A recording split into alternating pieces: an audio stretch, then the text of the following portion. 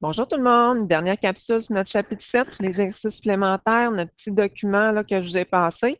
Donc, numéro 1, des questions, donc 7.1 là, sur qu'est-ce que l'équilibre chimique. Donc, on veut savoir lequel est vrai dans ces énoncés-là. Fait que ça veut dire que le A est faux, le B est faux, le D est faux, puis celui-là, donc, serait vrai. Donc, lorsqu'un système est à l'équilibre, la quantité de réactifs et la quantité de produits, donc, demeurent constants, bien, c'est vrai. Parce que dans le fond, là, il faut vraiment que, au niveau des réactifs, au niveau des produits, que la masse ne change pas, que rien ne change. Pourquoi en A, c'est faux? Ben, c'est parce que lorsqu'un système est à l'équilibre, la loi de la conservation de la matière ne s'applique plus. Ben, c'est pas vrai. Ça s'applique donc tout le temps. Ça, c'est clair. B, lorsqu'un système est à l'équilibre, la masse des réactifs, donc c'est pas vrai, elle peut être différente de la masse des produits. Donc, j'ai pas la même quantité d'un côté ou de l'autre, en autant que la masse varie pas. Donc, ils sont pas supposés être à l'équilibre égal. Puis D, lorsqu'un système est à l'équilibre, le nombre de molécules de réactifs n'est pas nécessairement donc le même que le nombre de molécules des produits, comme finalement donc le numéro B. Mais en autant que la quantité reste constante tout le long, c'est correct. Ils ne sont pas obligés d'avoir la même quantité, mais en autant que ça reste constant. Numéro 2, vous placez du dihydrogène gazeux et du dioxyde gazeux aussi dans un contenant, vous fermez hermétiquement. Donc, ça veut dire que le système est isolé.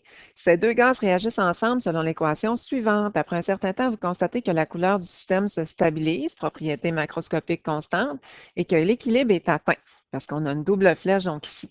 Lequel des énoncés suivants caractérise ce système? Bien, en général, donc, ça veut dire que la vitesse par là, va se faire à la même vitesse par là. Fait que la vitesse de synthèse va être égale à la vitesse de finalement donc décomposition. Les deux vitesses directes et inverses là vont se faire égales. Pourquoi que les autres ça ne fonctionne pas? Bien, on nous dit que le système ne contient plus de réactifs. Mais non, si admettons tous les réactifs s'en vont sous forme de produits, puis ça ne revient pas, ben c'est clair que la réaction est complète là, fait que ça ne marchera pas. Fait que ça c'est faux.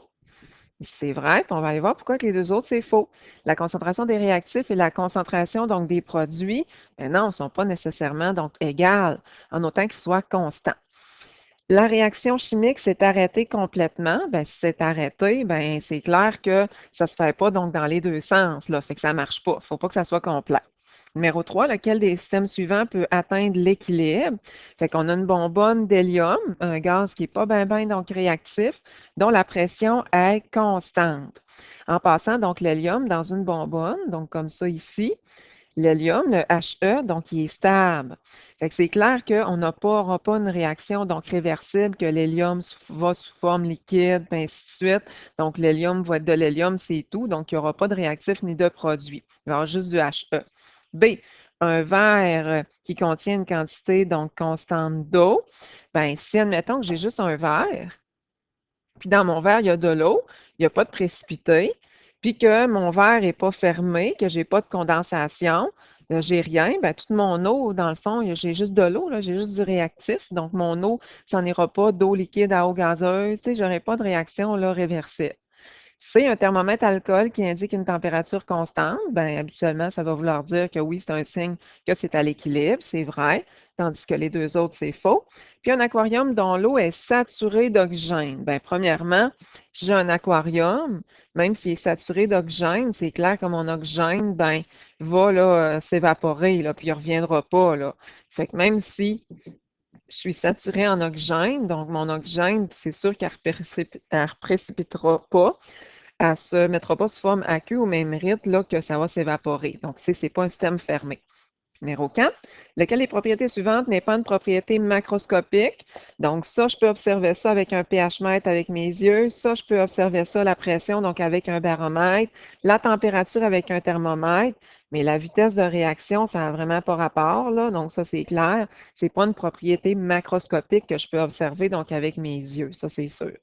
Numéro 5, soit les graphiques suivants. À partir de quel moment l'équilibre est atteint? L'équilibre est atteint à peu près, donc ici, là, quand ça commence à se stabiliser, là, quand c'est vraiment stable, fait que ça veut dire qu'à partir de la 13e minute environ. Numéro 6, on veut savoir lequel des réactions décrit une réaction qui est réversible. Tu sais, là, que les réactifs s'en vont produire, que les produits se retransforment en réactifs. Un mélange d'eau et de glace, bien ça, c'en est un. Parce qu'admettons que dans un contenant, j'ai de la glace, puis la glace est dans l'eau. Bien, c'est clair qu'au même rythme que la glace forme solide s'en va sous forme liquide, bien, le liquide s'en va sous forme solide aussi. Fait que oui, c'est une réaction donc réversible. B, la dissolution du sulfate de cuivre produisant une solution d'un bleu limpide. Bien là, l'affaire, c'est que tout est dissous. Fait que si tout est dissous, ben, j'ai pas de précipité, j'ai pas de réaction donc réversible. Puis en plus, ben, tu sais, j'ai eu un changement de couleur. Fait que si ça change encore de couleur, ben, c'est clair que c'est pas stabilisé. Un mélange d'hélium et de l'argon, ben ça, il n'y aura pas de réaction entre les deux, là. C'est des gaz rares, c'est des gaz donc inertes. Fait que s'ils sont inertes, ben, ils ne vont pas réagir. Il n'y aura pas de réactif, dans le fond, puis de réaction. Une flaque d'eau qui s'évapore, fait que si j'ai une petite flaque d'eau comme ça qui s'évapore, ben, elle est évaporée, c'est tout, là. Donc, mon eau liquide s'en va tout au complet, là, sous forme gazeuse, puis c'est fini. Donc, il n'y a pas de réaction donc réversible. Numéro 7.2, donc numéro 1, l'effet des différents facteurs sur l'état d'équilibre. Fait que lequel énoncé donc, est en accord avec le principe de Le Chatelier.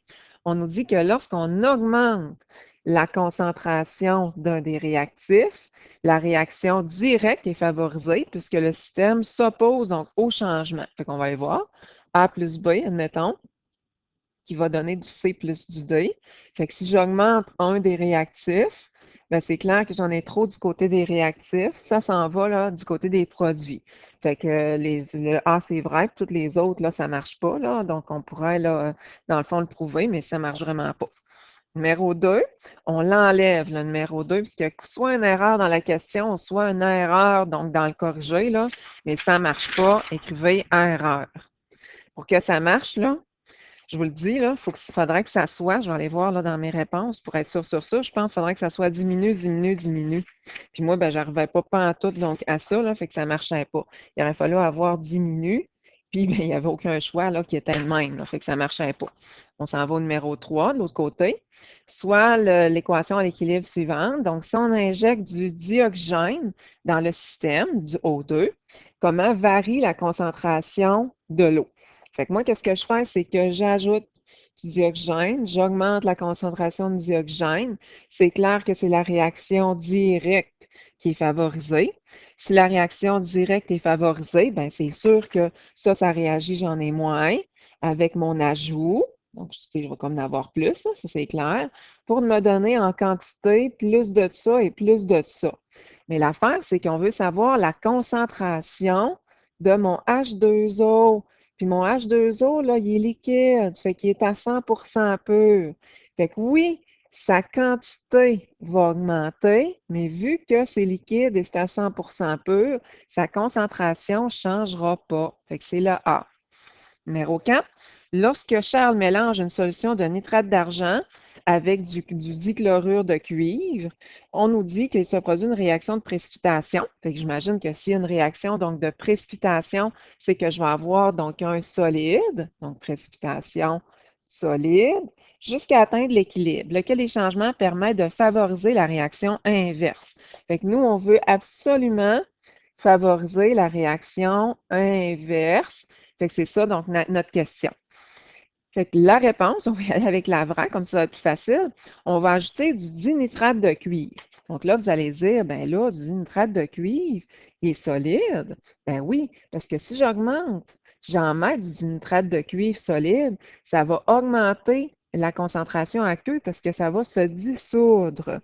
Fait que si ça se dissout, ça augmente la concentration de celui-là, donc la réaction inverse est favorisée. C'est ça finalement là qu'on veut. Toutes les autres, en C, ben, l'ajout de chlorure d'argent. Le chlorure d'argent, donc si on regarde là, il est déjà donc solide. Fait quand même que je rajoute un solide avec un solide, ben, tu sais, ça n'augmentera pas la concentration du solide, là, fait que ça n'aura aucun effet. Ensuite, si j'ajoute du dinitrate d'argent. Du nitrate d'argent ici, j'en ajoute. C'est la réaction directe qui va être favorisée. Fait que dans ce cas-ci, c'est pas qu'est-ce qu'on cherche. Si on ajoute du dichlorure de cuivre, c'est ça ici. Fait que j'en ajoute, j'augmente la concentration. C'est encore la réaction directe qui est favorisée. C'est pas ça, là, finalement, donc qu'on cherche. Fait que la bonne réponse, c'est sûr que c'est le D pour favoriser la réaction inverse. Numéro 5, on nous dit Julie verse un mélange de d'iode, d'alcool, donc et d'eau dans un bécher. Pour un certain temps, l'équilibre est atteint. On veut savoir lequel des changements va favoriser la réaction directe. Donc, autrement dit, vers la droite. Fait qu'on va aller avec qu'est-ce qui fonctionne. Donc, l'ajout de diiode solide. Fait que si j'en ajoute, ben là, ça veut dire que je le mets dans quelque chose d'aqueux. Ben, ça va augmenter la concentration. Fait que ça augmente la concentration, yes, c'est la réaction directe qui va être favorisée. Si j'ajoute un acide, là, vous allez dire, ben, y a-t-il quelque chose qui commence par H? Ben, H2O, c'est pas acide, c'est neutre. Ah, donc ça ici, l'acide.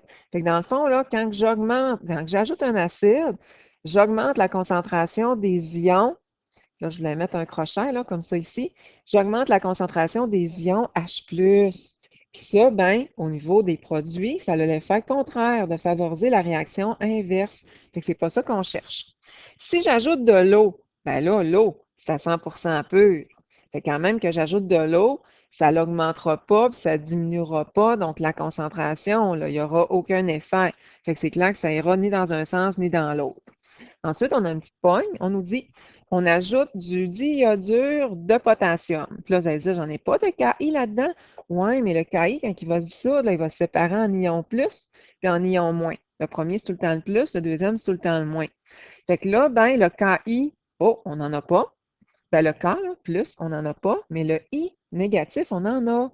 Fait que si on augmente la concentration, dans le fond, ça augmente la concentration des ions I négatifs, ce qui fait en sorte que c'est la réaction inverse qui va être favorisée. Ah, c'est pas ça qu'on cherchait. On cherchait la réaction directe. Numéro 6, un mélange de N2 et de H2 est placé dans un ballon jusqu'à ce que l'équilibre soit atteint. C'est une réaction qui est endothermique. Bon, endothermique, fait que ça veut dire que l'énergie est de ce côté-là. Si on en a besoin, en tout cas, on l'aura. On nous dit comment varie la concentration de chacune des substances si on chauffe le système. Mais là, chauffer le système, tiens, on va mettre ça en rouge, c'est augmenter la température. Fait que quand que je travaille avec la température, il faut que je me dise, ah ouais, je vais travailler avec l'énergie ou la chaleur ou le nombre de kilojoules. Je vais aller spotter ça, c'est ici. Fait que j'augmente l'énergie, j'en ai trop du côté des réactifs. Fait que c'est clair que c'est la réaction directe qui va être favorisée. Fait que ça veut dire que les réactifs vont réagir, je vais en avoir moins, moins pour me donner plus de NH3. Fait que ça veut dire que le N2 diminue. Oh, j'ai une baisse. Attends, je chauffe le système, hein? Donc, c'est vraiment ça. Puis, c'est exothermique. Ah, je suis bien pas fine. Maudine. Ah, j'ai ça quand je fais ça. Hey, je m'excuse, là, je me suis vraiment trompée.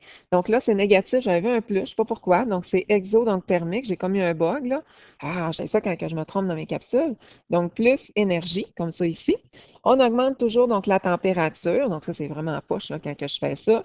J'augmente la température, c'est la réaction inverse qui est favorisée. Hey, ça change tout, hein? Fait qu'on se rappelle que la température, je spot l'énergie, ça, c'est tout bon. Sauf que là, je m'étais trompée entre le plus puis le moins. On se rappelle que moins, c'est exo, puis plus, donc c'est endothermique. On dirait que moi, je m'en rappelais pas. Fait que ça veut dire que ça réagit, j'en ai moins, puis m'a donné plus de ça. Je me disais, mon Dieu, y a-t-il une erreur? Mais habituellement, il n'y a quasiment jamais donc d'erreur dans le corrigé. Fait que c'est pour ça que c'est diminue, augmente, puis augmente. Donc, les autres ne fitaient pas. Désolé. De l'autre côté, numéro 7. On nous dit, après une diminution de température, fait que diminution de température, la réaction inverse d'un système suivant est favorisée. Donc, réaction inverse qui est favorisée. On veut savoir de quel système il s'agit. Fait qu'on va les faire un à un avec chacune des couleurs. Fait que là, on se rappelle que moins, c'est exothermique. Puis exothermique, c'est de ce côté-là, donc plus énergie. Fait que ça veut dire que si j'abaisse la température, je diminue donc l'énergie, il y a un petit manque ici, fait qu'on veut recombler le manque en favorisant la réaction directe.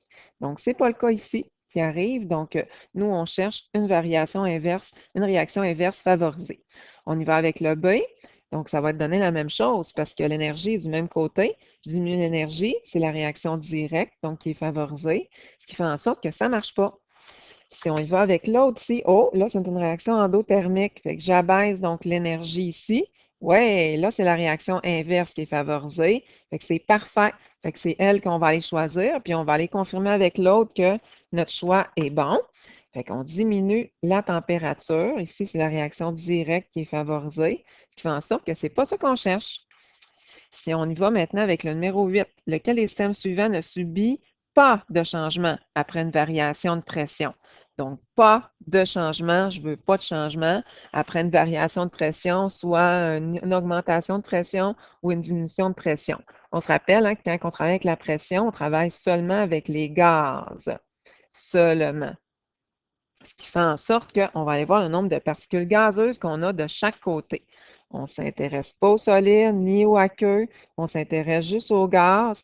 Fait que si j'ai une particule gazeuse et là j'en ai zéro, fait que c'est clair que je n'ai pas le même nombre. Fait que si je n'ai pas le même nombre de chaque côté, ben, c'est sûr que si j'ai une variation de pression, il y a un sens qui va être favorisé. Là. Tu sais, on se rappelle là, que augmentation de pression, ça va du plus au moins, puis le contraire là, pour la descente de pression, la baisse de pression, du moins au plus. Là.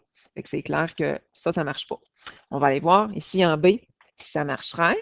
Donc, on a solide, je ne le compte pas. On a une particule donc gazeuse de ce côté-là, une particule gazeuse donc de l'autre côté. Fait que c'est égal. Ensuite, on a donc gaz-gaz, on a deux particules gazeuses de ce côté-là, puis ici le solide, on ne le compte pas. Fait que c'est sûr que c'est zéro.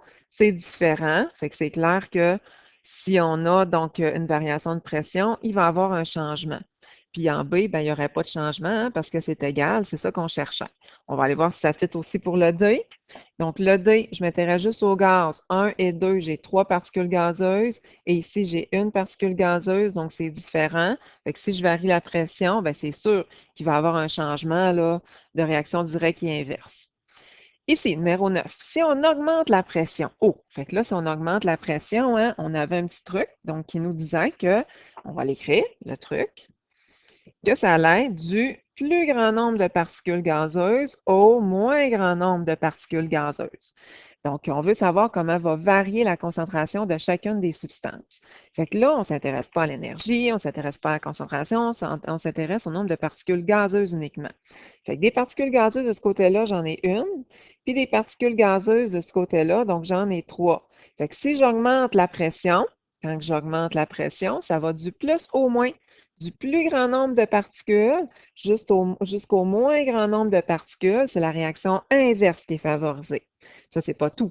Il faut regarder. Si la réaction inverse est favorisée, ça et ça réagit ensemble, je vais en avoir moins pour me donner plus de ça. Fait qu'il faut vraiment que j'aille augmente, diminue, diminue, tout simplement.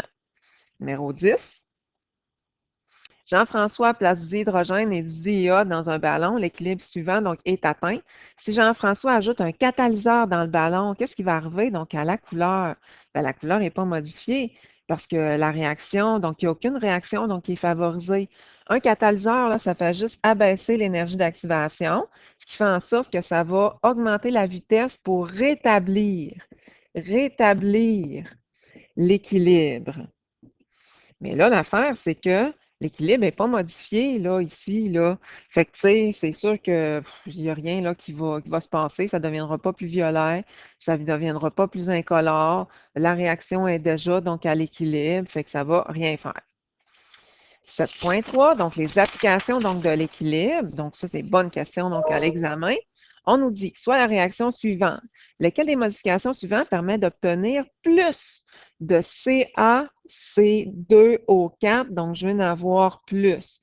Fait que ça veut dire qu'il faut absolument que la réaction directe soit favorisée.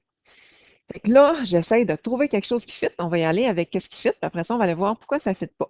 Donc, si j'ajoute du dichlorure de calcium, là, vous allez dire, ben, dichlorure de calcium, si on l'a appris là, en secondaire 4, là, dichlorure de calcium, ben, si j'en ajoute, j'augmente sa concentration. Fait que si j'augmente sa concentration, oui, c'est la réaction directe qui va être favorisée. Donc, c'est vrai.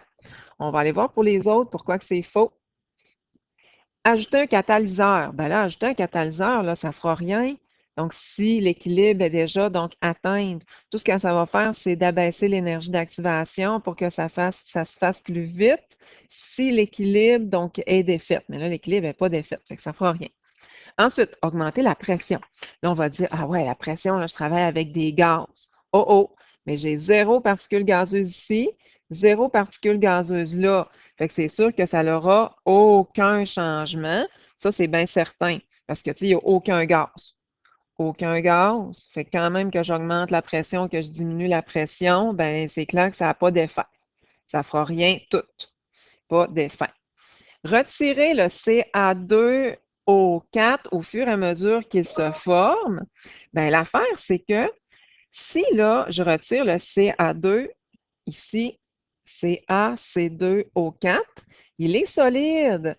Puis un solide, là, quand même que je le retire, je ne peux pas diminuer sa concentration. Il est à 100% pur. Fait que, tu sais, il va en avoir moins, mais sa concentration ne changera pas. Donc, aucun changement donc, de concentration. Numéro 2, l'acide chlorhydrique réagit en présence d'hydrogène jusqu'à ce que l'équilibre soit atteint. Laquelle des modifications suivantes permet d'obtenir plus de dichlore? Moi, là, je veux absolument avoir plus de dichlore. Je veux que la réaction directe, comme ça, soit favorisée. On va aller voir lequel qui fonctionne. Elle qui fonctionnerait, ça serait la D. On y va toujours avec elle qui fonctionne. Comme ça nous mêle moins.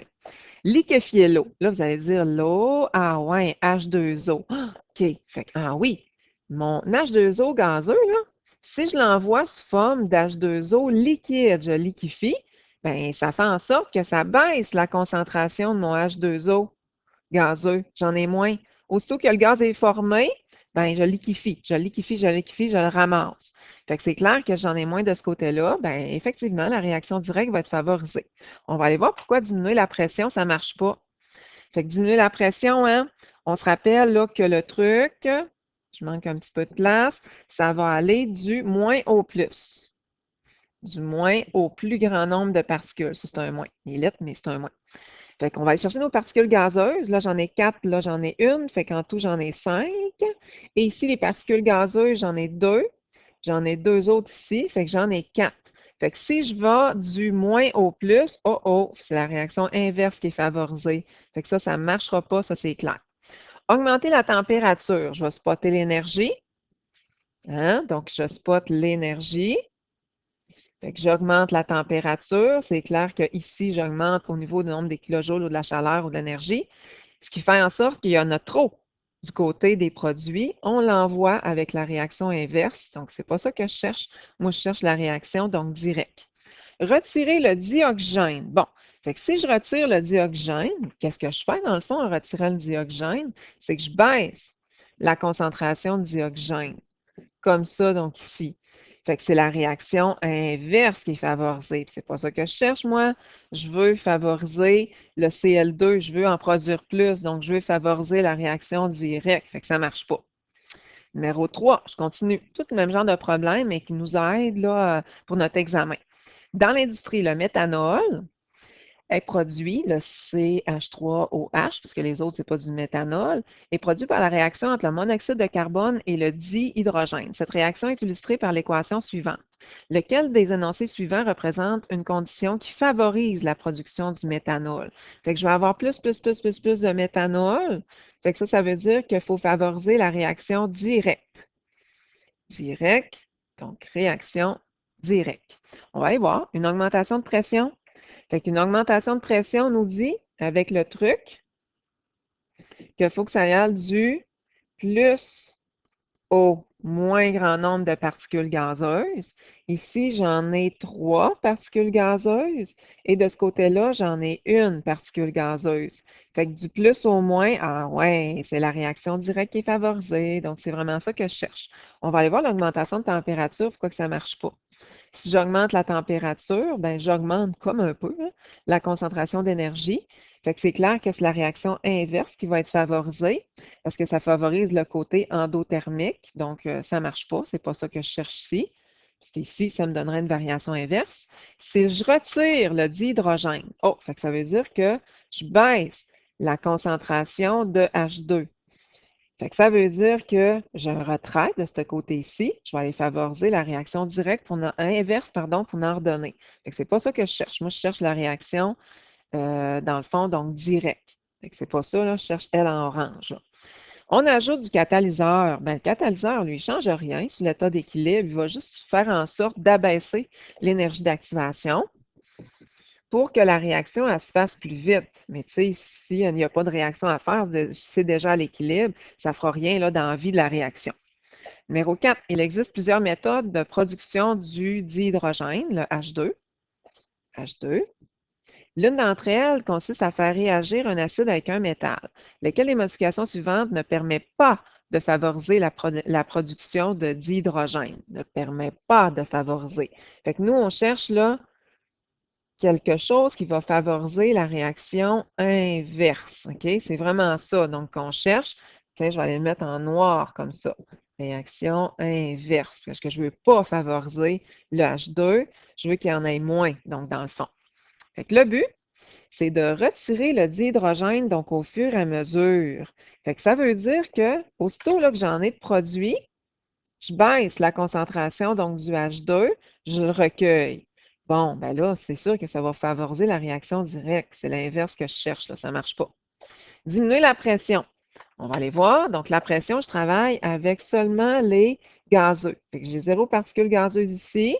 On se rappelle qu'on travaille donc avec les gaz. Puis on se rappelle que quand on diminue donc la pression, le truc nous dit qu'on s'en va du moins au plus.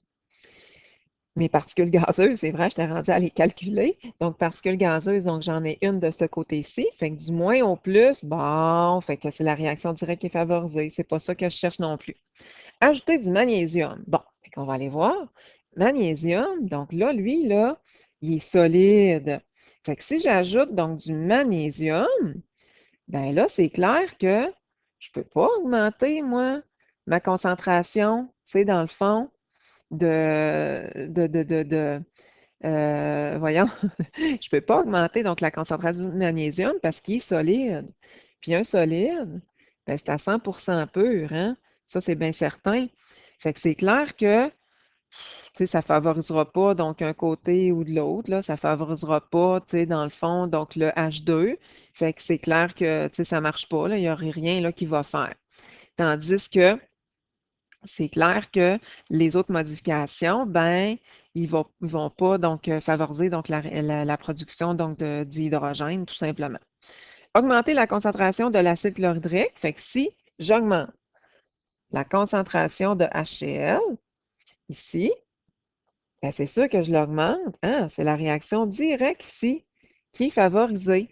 Fait que ce qui fait en sorte que la seule, finalement, qui ne favorisera pas donc la production de dihydrogène, ben, c'est sûr que c'est l'ajout de magnésium. Là, vous allez dire, ben, ce n'est pas la réaction inverse qui est favorisée. Non, mais la réaction directe non plus. Donc, qui n'est pas favorisée. Fait que c'est clair que le A marchait, la B, ça donnait une réaction directe aussi. Une réaction directe, une réaction directe. Fait que la seule qui ne donne pas une réaction directe, même si ça ne donne pas une réaction inverse, ben c'est sûr que, coudonc, donc c'est la C. On va aller de l'autre côté. On va mettre un petit attention donc à tout ça. On nous dit que l'ammoniac peut être produit selon l'équation suivante. Lequel des modifications suivantes permettent de produire de l'ammoniac plus rapidement? Attention. Il faut que ça se fasse plus rapidement. Fait que c'est sûr qu'ajouter un catalyseur, oui, ça abaisse l'énergie d'activation. Fait que ça va aller plus vite. Tu sais, quand on parle de production, là, on peut mettre le catalyseur. Augmenter la pression. On se rappelle que augmenter la pression, le truc nous dit que on va aller tout simplement du plus au moins grand nombre de particules gazeuses. Fait que si des particules gazeuses, j'en ai 4 de ce côté-ci, puis j'en ai 2 de ce côté-là. Fait que du plus, donc au moins, ben c'est clair que oui, je vais favoriser la production d'ammoniac. Ammoniac, en passant, là, c'est lui, là. Ammoniac, c'est le NH3. Fait que je viens de favoriser donc la réaction directe.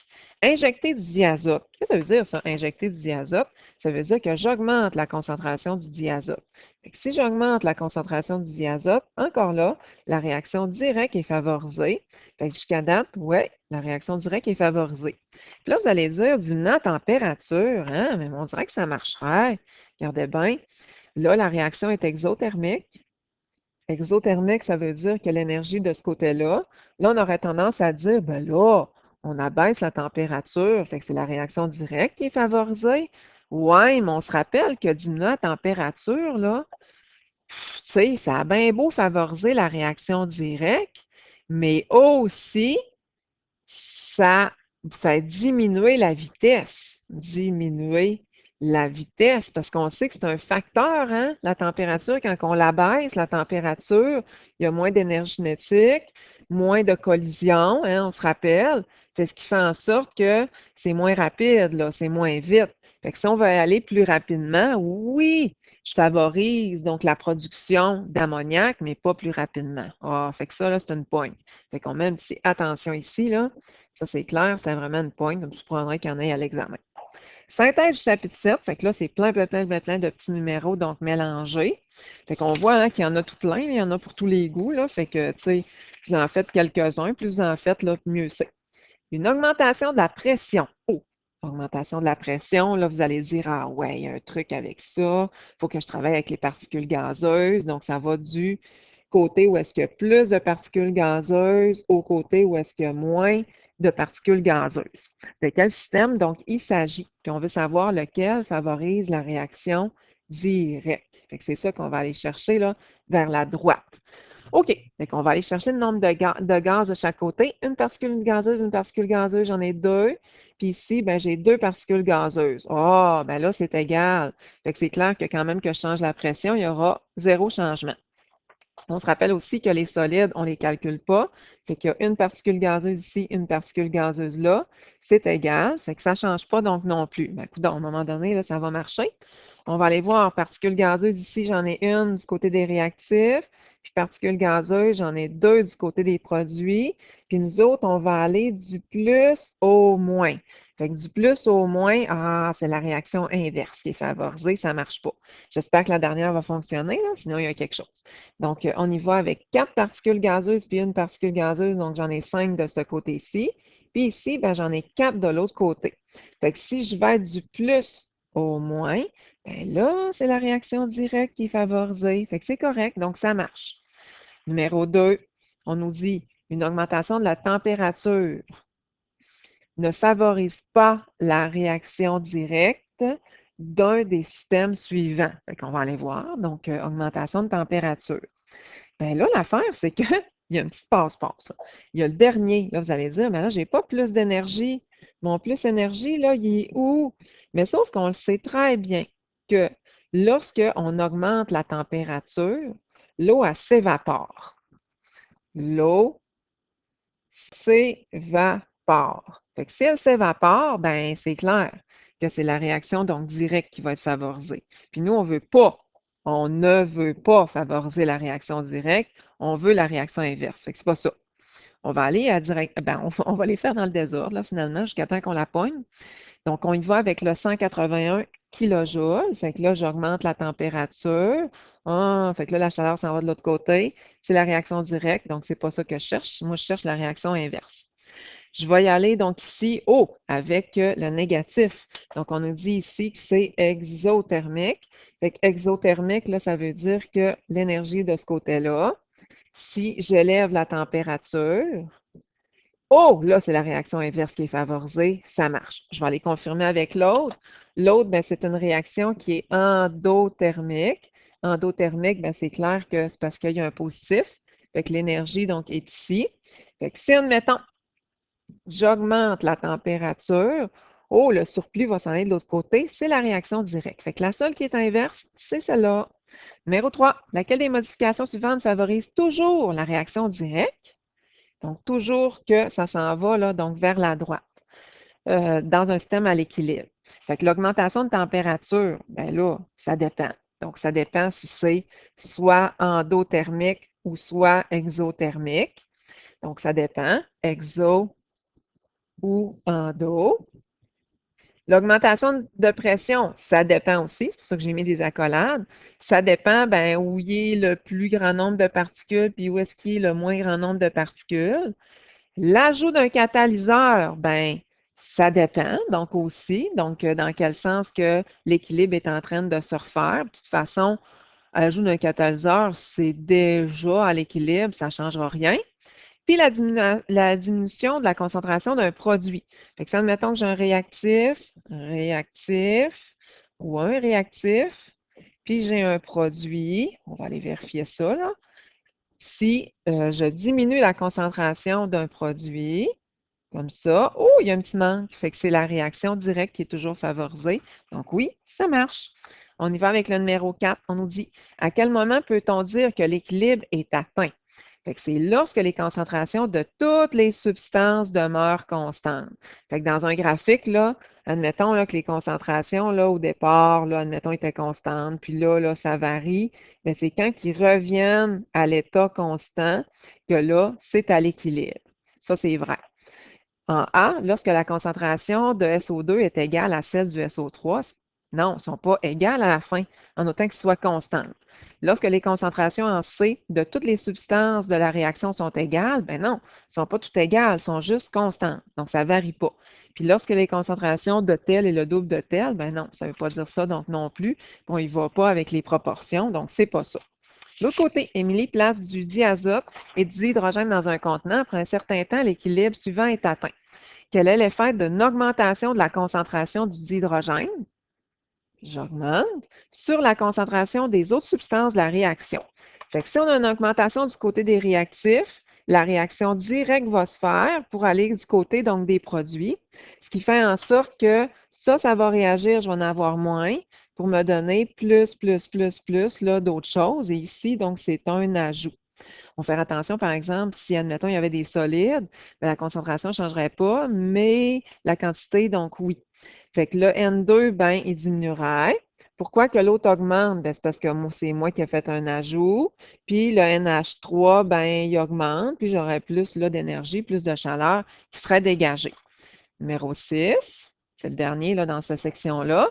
Il est possible d'éliminer certains ions nuisibles présents dans l'eau à l'aide d'une réaction de précipitation. Oh, précipitation, là, ça veut dire qu'il y a un solide qui va être formé, donc ici. Par exemple, l'ion de plomb précipite en présence de l'ion polyatomique de sulfate selon l'équation suivante. Comment peut-on obtenir une plus grande quantité de précipité? Fait que moi, je veux avoir plus de précipité. Je veux que la réaction directe, donc, se fasse. Fait qu'on va aller voir, donc, lequel qui fonctionne. On va aller direct à elle qui marche. En ajoutant du sulfate de disodium. Là, vous allez dire, hein, il n'y a même pas de Na2SO4. Qu'est-ce que je vais faire? Ah ouais, mais là, quand admettons là, que le Na2SO4 se dissout, bien, ça va se séparer en ion plus et en ion moins. Puis, tu sais, c'est clair que du SO4, 2-, donc j'en ai, mais lui, j'en ai pas. Fait que dans le fond, quand j'ajoute du Na2SO4, j'ajoute de cet ion-là. Là, vous allez dire, pourquoi c'est moins 2? Mais c'est parce que lui, c'est 2, là. Fait que lui, ça serait plus 2, puis là, lui, ça serait moins 2, là, tout simplement. Fait que oui, c'est la réaction directe qui va être favorisée, ça marche. On va aller voir toutes les autres, mais c'est censé être la réaction inverse, puis que ça ne marche pas. En retirant du sulfate de plomb. Fait que sulfate de plomb, au fur et à mesure, donc, de sa transformation, quand même que j'en enlèverais, je ne peux pas changer sa concentration puisqu'il est 100% pur. Donc, il est solide. Fait que c'est comme impossible de changer la concentration. Donc, c'est impossible. En ajoutant un catalyseur, ça ne va rien faire parce qu'un catalyseur, tout simplement, si la réaction est à l'équilibre, ça ne fera rien. Ça va abaisser donc l'énergie d'activation. Si l'équilibre est défunt, elle va se refaire plus vite, mais ça ne modifiera pas un catalyseur, donc l'équilibre. En augmentant la pression, on va aller vérifier ça. Fait que si j'augmente la pression, là, c'est clair qu'il faut que je travaille avec les gaz. Si admettons qu'il y aurait des gaz, le truc me dirait que je vais du plus au moins grand nombre de particules gazeuses. Mais là, j'en ai pas de gaz. Fait que vu que j'en ai pas des gaz, regardez, j'ai aucun gaz, quand même que j'augmente la pression, je la diminue, ça fera rien, donc aucun changement. Ça, c'est clair. L'autre côté, donc avec les défis, donc observer. Donc, on n'aura pas, nous autres, là, de numéros avec des graphiques comme ça. Observer chacun des graphiques et indiquer s'il peut illustrer un système qui est parvenu à l'équilibre. Ben oui, parce que, tu sais, dans le fond, le premier, là, la vitesse est stable en fonction, donc, du temps. Fait que vu que la vitesse est constante, ben c'est clair qu'à l'équilibre, la vitesse de réaction directe est égale à la vitesse de la réaction inverse. Fait que ça marche. En B, ben oui, parce qu'on voit que la concentration s'est stabilisée. Fait que ça veut dire que les propriétés macroscopiques sont constantes. Fait que oui, les deux ici, là, ils ont des belles lignes droites. Fait que ça marche, c'est correct. Belle ligne horizontale. Ici, donc le numéro C, ben oui, à la fin, regardez, ça s'est stabilisé. Fait que oui. Donc, on voit là que les concentrations des réactifs des produits varient plus, donc en fonction du temps. Propriétés macroscopiques constantes, ça ne change plus, c'est correct. Non, l'autre, on aurait tendance à dire, ben ouais, c'est stable. Ben oui, ici, c'est stable. Mais là, j'arrive à 0. Fait que si j'arrive à 0, ben c'est clair que moi, mon réactif, il a réagi. Mon réactif, puis là, ben j'en ai plus. Fait que si j'en ai plus, c'est plus ou plus, ben ça veut dire qu'il n'y en a plus pantoute. Fait que toutes les réactifs se sont transformés donc en produits. La réaction est complète. La réaction n'est pas réversible. Bon, fait que ça ne marche pas. Numéro 2. Bon, un numéro. Là, on a du blabla en masse. Là, vous allez voir que c'est pas si pire que ça. Il faut aller vous chercher là, qu'est-ce qu'on veut là-dedans. On nous dit très abondant sur la Terre, blablabla. Donc, le calcaire, ça, c'est le cycle du calcaire, le CaCO3, est une roche sédimentaire constituée principalement de carbonate de calcium, blablabla. La chaux produit dérivés de cette roche comporte de multiples applications, dont la fabrication du ciment, du béton, du verre, de la pâte à papier, l'amélioration du pH des sols agricoles ainsi que le traitement des eaux. On peut représenter l'équilibre entre le carbonate de calcium et la chaux à l'aide des équations suivantes. Donc, on nous dit, premièrement, sous l'action de la chaleur, le carbonate de calcium se décompose pour produire de la chaux vive. En présence d'eau, la chaux vive se transforme en chaux éteinte. Puis pour finir, le CO2, donc le dioxyde de carbone présent dans l'atmosphère, réagit avec la chaux éteinte pour produire à nouveau du carbonate de calcium. Fait que là, on nous dit, le schéma ci-contre illustre sommairement le cycle que ces réactions entraînent. Quel est l'effet de l'augmentation du taux d'augmentation de la concentration du CO2, dioxyde de carbone, dans l'atmosphère, sur la production de carbonate de calcium? On veut savoir, là, dans le fond, carbonate de calcium, le CaCO3, ça va avoir là, quel effet? Il va-t-il en avoir plus ou il va-t-il en avoir moins? Bon, fait que là, on va aller voir où est-ce qu'on a du CaCO3. On en a dans la première réaction, puis on veut la favoriser, comme ça ici. Fait qu'on veut, là, dans le fond, trouver un effet qui va augmenter donc la concentration, la production de carbonate de calcium. Fait qu'ici, qu'est-ce que je pourrais faire pour favoriser la réaction inverse? Ben, c'est clair qu'on a des gaz, hein, ça c'est sûr. Donc, ben, première affaire, faut favoriser donc la réaction inverse. Fait qu'on pourrait donc, dans le fond, ben, c'est juste aller chercher donc tout ce qu'il nous faut donc pour être capable donc favoriser donc cette réaction donc là.